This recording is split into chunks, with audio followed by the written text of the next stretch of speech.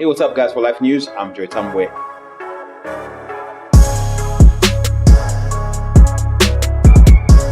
The US, North Korea, South Korea, and China are all starting to scare the rest of the world with their perceived notions of imminent violence set to erupt between the four nations.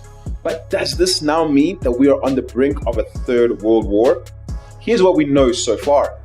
On Sunday, hours before the Chinese president delivered a keynote speech on his country's diplomatic prowess, North Korea tested its nuclear bomb, stealing his spotlight.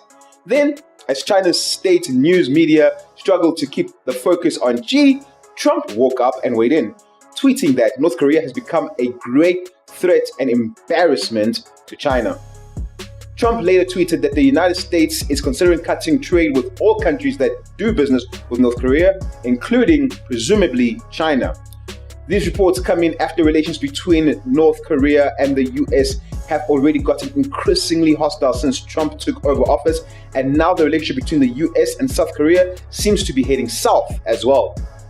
South Korea has been an ally for the United States for the past 7 decades, but now as their northern counterparts carry out missile and nuclear bomb tests, that alliance is straining at a time when both nations may need it the most. Here's how. While South Korea's new leader believes that in order to keep great diplomatic relations between the two nations, a talk needs to be had, President Trump has opposing views, as shown by his tweet in which he wrote, "Talking is not the answer." In addition to that, President Trump had this to say when asked whether or not he'd attack the Northerners. Mr. President, will you attack North Korea?